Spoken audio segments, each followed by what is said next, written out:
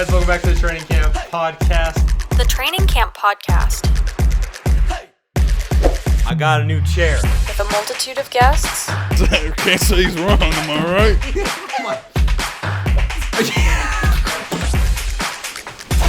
Oh, yeah. Dolphins. No, I really like. Stupid games. 5-0 last week. That's right. 5-0. Dak Prescott. You could lock up that 4 seed. Again, it's not blazing hot, 65 degrees. I'm going to do this for fun. They threw to Michael Thomas. The Heat.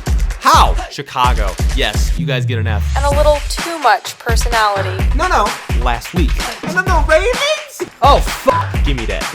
No way. There's no way. Hammering. Free. Really, do not talk about him. This one's my fault. Flex the game. Here we go.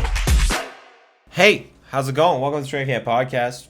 Now at night, apparently, because it's the second podcast I filmed, or is this the third podcast in a row that I filmed at night? Who cares? Podcast is here, and we're on schedule for like 3 weeks in a row. It's wild. Yeah, I got a haircut. How about that? That's crazy. Anyways, let's see. Basic housekeeping before we get in. Basically, if you guys want, the Instagram is now the only place the NFL tiers will be. We also are doing NFL superlatives for every single week. So like best team, best defense, best offense, worst team, surprise team, letdown team, offensive player of the week, defensive player of the week, and coach of the week. Stuff like that. So go check that out. Sorry, I'm having trouble talking. So there's that. Also, we do post the wallet winners in a funner way than we just say them here on the podcast. So if you guys want to check that out, you guys can do that as well. And I think that's it. Yeah, it's been kind of cold this week, hence my hoodie. I've been wearing this a lot. And then of course, like next week, it's gonna be like 70 degrees because Utah's wild. You know what? Let's just hop into news of the week. There's not much, honestly. There's like literally no NBA news except like, hey, LeBron is still hurt, but it is what it is. He's just resting. So it's all gonna be NFL news. What else is new? Number one, this is probably like the biggest thing of the past week. I talked about it last week, but the Deshaun Watson situation sounds like he's going to Miami. There was a report that there's been terms have been agreed upon when it comes to a trade. Miami is just waiting for the NFL to give like hey, Deshaun is gonna play A-OK, and they'll send it over. If I'd guess, it's probably like Tua, 3 firsts, and another player for like Deshaun and a 5th or something like that. But yeah, no, I think we all kind of expected this to happen. I will say I did something really stupid. I kind of want Deshaun Watson in one of my fantasy leagues, and so I dropped. So basically, Nick has 27 fab, or 34 fab free agent budget. And this guy in my league, Jordan, has 27, and they're both menaces when it comes to the free agency and the waivers. Yes, you are, Nick. Jordan doesn't watch podcasts. If you are, you know you are, Jordan. And Nick is such a menace when it comes to the free agency. And so I was like, they're going to go after him, aren't they? And I didn't want to be beat. And so since Nick had 34 fab left and I had 90 and Jordan had 27, I was like, you know what? I'm just going to do 35 in case they try to put in all their fab. Yeah, that turned out to be stupid because no one bid on him.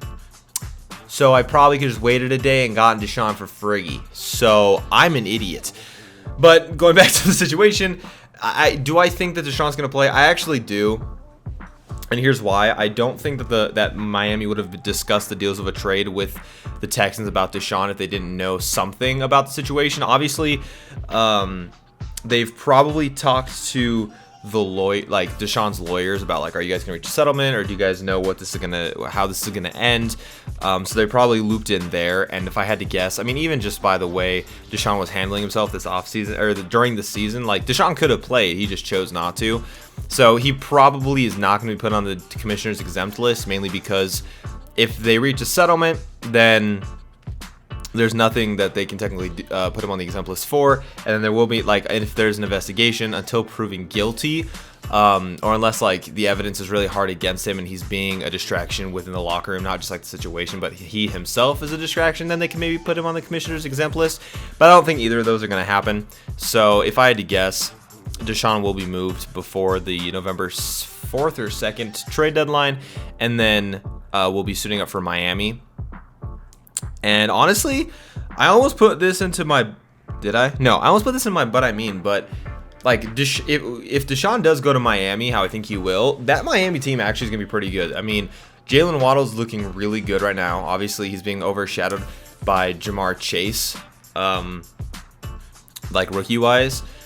But he's having a good season. They're going to get Devontae Parker back. Mike Gesicki's a great weapon. Their O-line is not that great. And then they also have Myles Gaskin as a good running back. Their running game just hasn't been working as much. But if you get Deshaun, and Deshaun's used to having a bad O-line, and I will say that Miami's O-line is not as bad as the O-line, the last O-line that Deshaun had.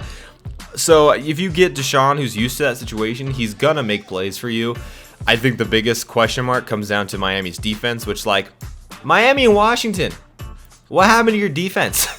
You guys were like so good at defense last year, and now you're just horrible. So I don't know what happened there.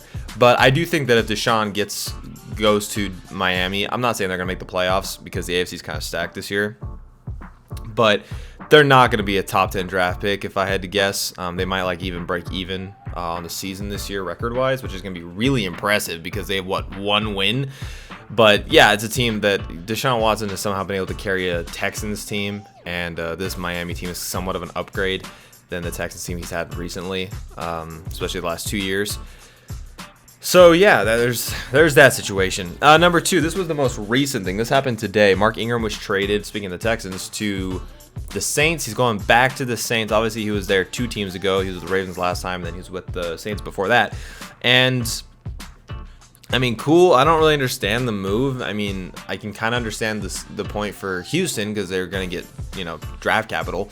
But the Saints, like, you guys don't really use 2 running back sets. I know you guys have historically and with Mark Ingram, but I'm just like, what's the point here? They're supposed to be getting Michael Thomas back soon. Who knows? But, like, Michael Thomas is going to be another option. And like Callaway's been pretty good this year as like a second option, obviously. So I just think you're giving him more mouth to feed. But Mark Ingram's not a guy who's going to complain. He's a good locker room guy, and so maybe that's the reason. But there wasn't like that's a move they made for the A, B, and the C reasons. So it was just kind of I saw it and I was like, okay, like it wasn't like damn or why. It was just like, okay, I guess. Number 3, this I found out 25 minutes ago, 46 minutes ago. The JJ Watt, and obviously Cardinals defensive end, is out for the season with a shoulder injury. Did I miss something? Because I don't remember JJ being hurt or dealing with an injury, so that was like a huge surprise to me. Huge blow to their defense as well, but I don't think JJ was the reason they were I don't think he was carrying their defense. I think their defense is just really, really good. They have a lot of good pieces there and a lot of young pieces as well, while also some veterans. So I think this is definitely going to have an impact, but I don't think it's going to have a huge impact.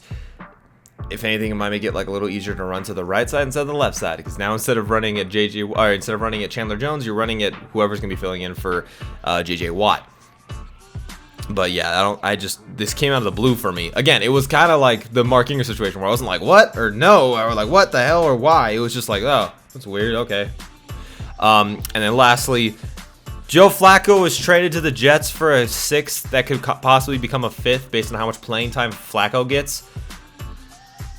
Which would make sense. Actually, no, it wouldn't. It literally doesn't make any sense. But then it comes out that Flacco's not going to start. Like, I know Flacco gets in on Friday, so he'll have a day of prep. But, like, Robert Saleh also made it sound like Mike White is going to be starting multiple weeks. So I'm like, why'd you do it then? Why Jets? Hello, you guys gave up even in the first place. It doesn't make sense to me because you're giving up a young future player for a player you've had before and did not look good before. And he's not much of a mentor. I don't know if you guys think he's just going to do what happened to Lamar, but I mean, Lamar was just good. That's why Lamar succeeded. It wasn't because he was mentored by Joe Flacco. 2 completely different playing styles of quarterback. So, I am so confused by this. That's it for news of the week. Honestly, like I said, super short today. Only 4 things. So, let's hop into wallet winners. Well, we broke... what was my streak on this? I went 3-2. Listen, 1... 2, 3 weeks in a row. And I finally broke that streak. So now I went 4-1 last week. Let's go. Thank God for the upset of the week that saved my ass. But overall, I'm 22-13, which is great on the year. That means I almost have 10 more winning bets than I do losing bets, which is amazing. Spread-wise, I'm 18-10, also great. That means I'm almost two away from being double losses, obviously, from wins from losses. And then upsets, I'm 4-3, which last year at this time, let's take a look. October of last year. Oh God, what was October of 2020 like? Oh, here we go. This is exactly a year ago. So last year, sorry, give me a second. Very professional podcast here.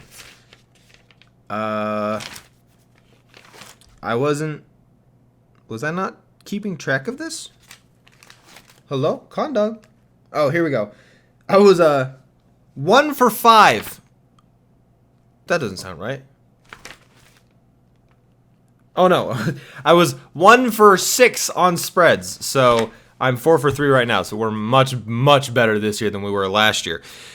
And honestly, I think this is another good week for picks. And I saw a lot of these spreads, and I was very confused by a lot of them.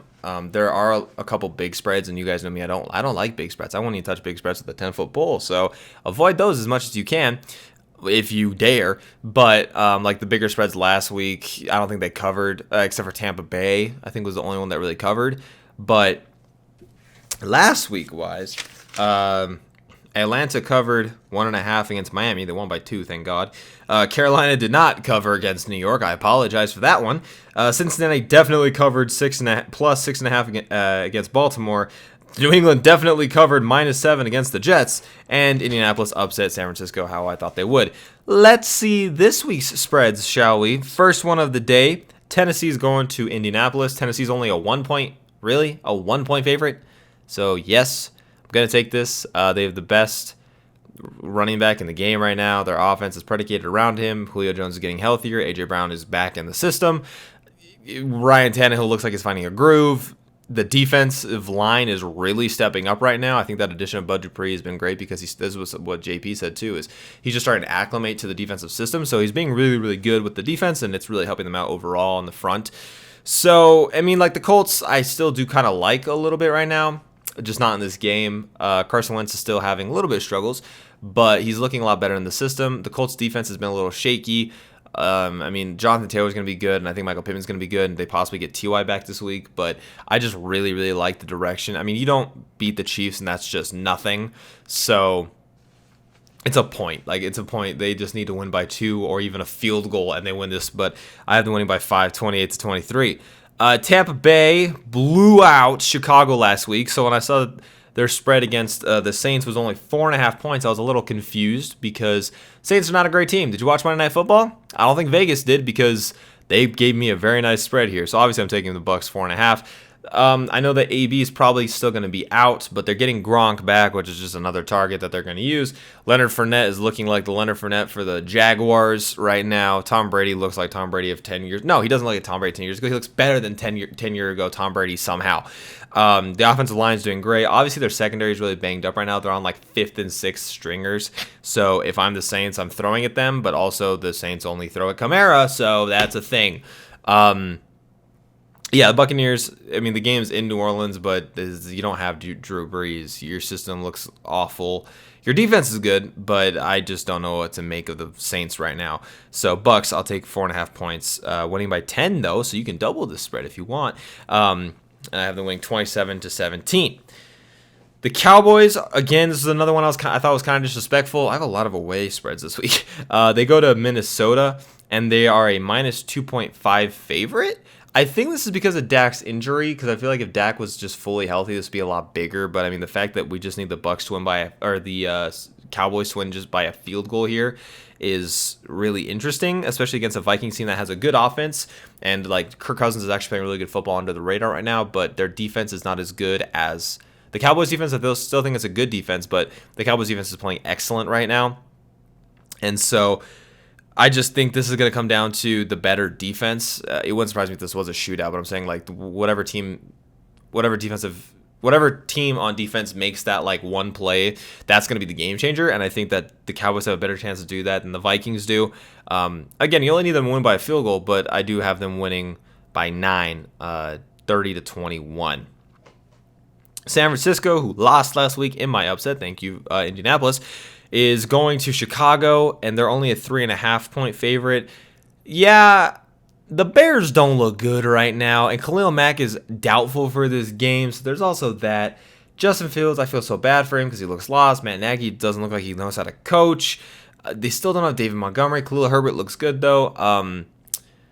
Darnell Mooney isn't being found. Allen Robinson doesn't exist anymore. Cole Kmet is a piece that they have but won't use. Their offensive line has just been plagued with bad luck. So I don't know how the Bears could even think about winning this game. Nonetheless, covering a 3.5-point spread.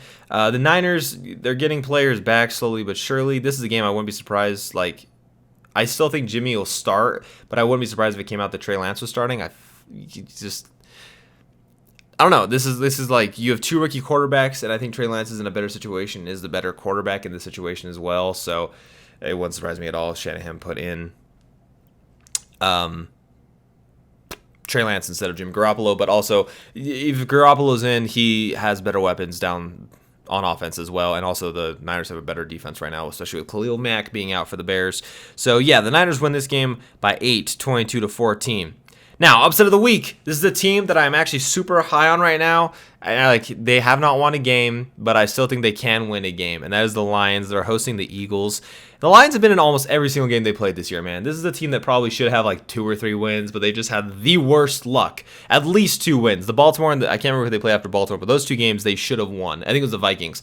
Those are games that they should have won. They just got the worst luck in the world.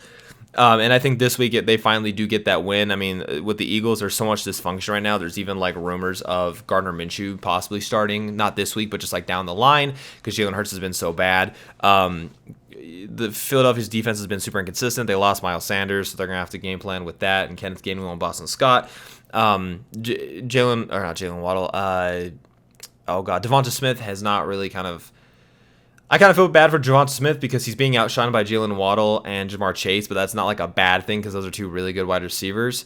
But we were kind of expecting Devonta to do more. Dallas Goedert, at least in the 1 week without Zach Ertz, didn't look like a takeover tight end.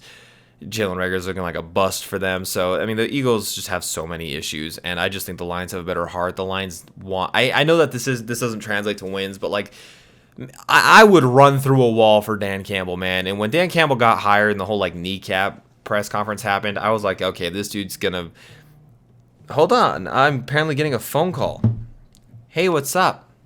What's up? Hey, just to let you know, you're on the podcast, but continue. Oh, cool. Well, I was just letting you know, I just got done grabbing the speaker and stuff from the studio. I still need to go home and grab some things, so I probably won't be up there until closer to 10:15, 10:30. Well, considering I'm in the middle of the podcast, that's all good. Okay. All right. Bye. Bye. Wait, Dylan. He hung up on me. Hold on.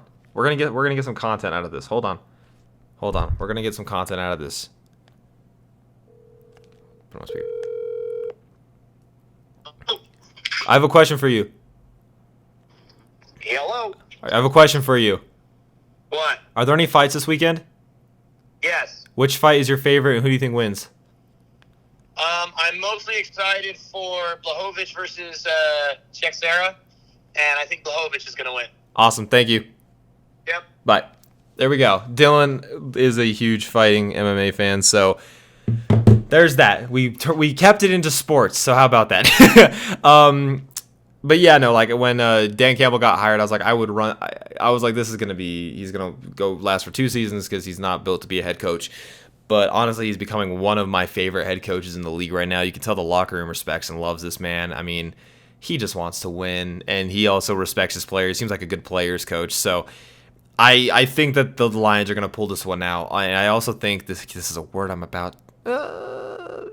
Yeah, I think the Lions have the best weapon between these 2 teams, which is DeAndre Swift. And this is another thing I'm about to say, which is going to be controversial, but fantasy likes to dictate how people think about quarterbacks, but I think Jared Goff is the better quarterback in this game. Yes, I do. I think Jalen Hurts is a better fantasy quarterback, but I think talent-wise and just as a quarterback, I think Jared Goff is much better. He still got 2 Super Bowl guys. I don't care who the head coach was. There's my wallet winners. Last segment of the day because we're running a little long today.